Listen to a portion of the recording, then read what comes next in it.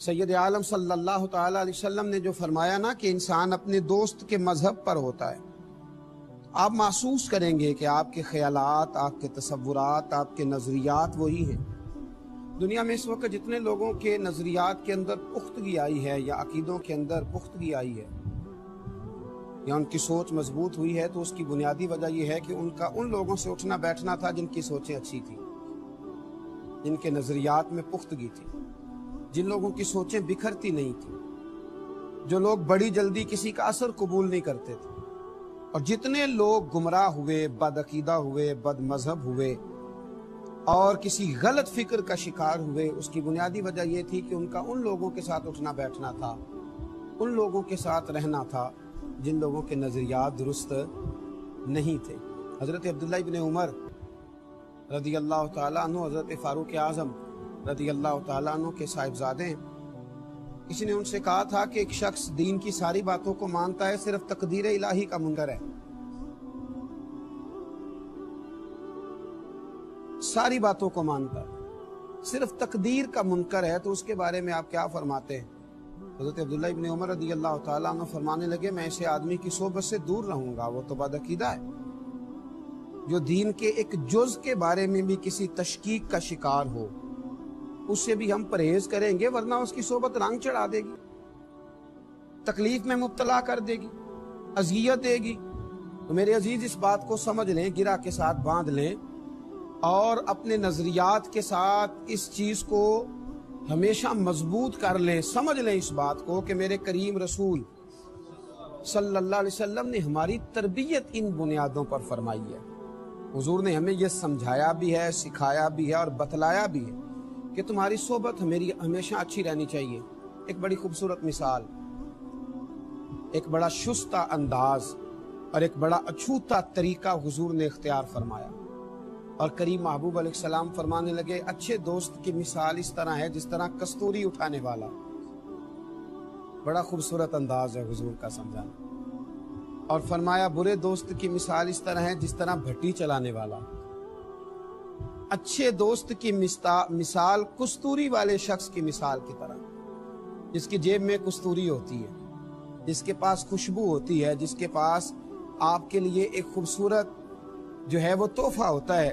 ایسا شخص، اس کے پاس جب آپ اٹھتے بیٹھتے ہیں، آتے جاتے ہیں، آپ اس سے کوئی چیز حاصل نہ بھی کریں تو خوشبو تو آئے گی نا، کیونکہ اس کے پاس خوشبو ہے، کیونکہ وہ خوشبو رکھتا ہے، کیونکہ وہ خوشبو والا ہے۔ آپ جب اس سے ملیں گے تو آپ کو خوشبو آئے گی۔ سمجھ آ رہی ہے میری بات کی؟ ملیں گے تو خوشبو آئے گی کیونکہ وہ خوشبو والا ہے۔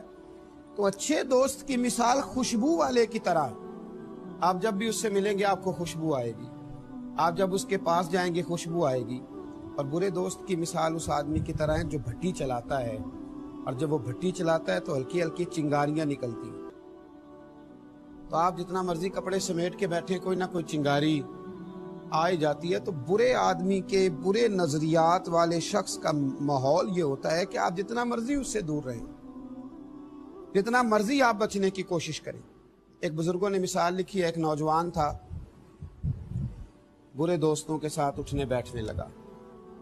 جوان خون ہوتا ہے تو کسی بات کا سمجھانا اور سمجھنا بھی مشکل ہوتا ہے، تو کچھ برے دوستوں کے ساتھ اس کا اٹھنا بیٹھنا ہو گیا، آنا جانا ہو گیا۔ ظاہر ہے والدین کو تشویش ہوتی ہے کہ عمر کچی ہے، تو کہیں ایسا نہ ہو کہ یہ کسی برے آدمی کے ہتھے چڑھ جائے اور اپنا بھی نقصان کرے اور اپنے خاندان کا بھی نقصان کرے۔ تو والدین تھوڑی تکلیف میں آئے، تھوڑی اذیت میں آئے، تھوڑی پریشانی میں آئے، اور آزمائش میں آنے کے بعد ماں باپ نے اسے سمجھانے کی کوشش کی۔ والد تھے، والد نے جس حد تک ہو سکا اس بچے کو الفاظ کے ساتھ، مثالوں کے ساتھ قائل کیا، لیکن بچہ تھا، وقتی طور پر اس کی سمجھ میں بہت ساری باتیں نہ آئیں۔ تو والد نے ایک مثال دینا چاہی۔ جب باپ نے کہا کہ برے دوستوں کے پاس نہ بیٹھو، تو وہ کہنے لگا کہ ابا وہ برے ہیں، میں تھوڑی برا ہوں، وہی برے ہیں نا، میں تو ٹھیک ہوں، آپ مجھے کیوں منع کرتے ہیں؟ والد گرامی نے پھر اس کو پریکٹیکل کرانا چاہا۔ اس سے کہا کہ اس طرح کرو، بازار میں جاؤ، 2 کلو اچھے خوبصورت خوشبو والے कोई दाग धब्बा ना हो, बड़े शानदार किस्म के सेब लेके आओ।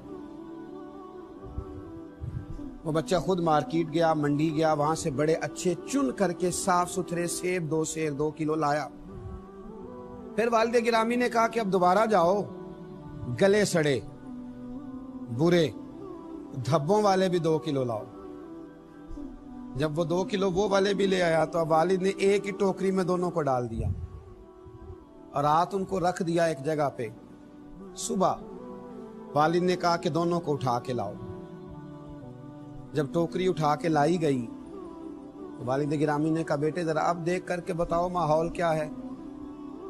तो जब देखा तो जो बड़े अच्छे सेब थे ना वो भी गल सड़ चुके थे, उनकी बदबू यहां भी पैदा हो गई थी, उनकी गलाजत यहां तक आ गई थी, उनकी जो ताफुन था वो फैल गया था।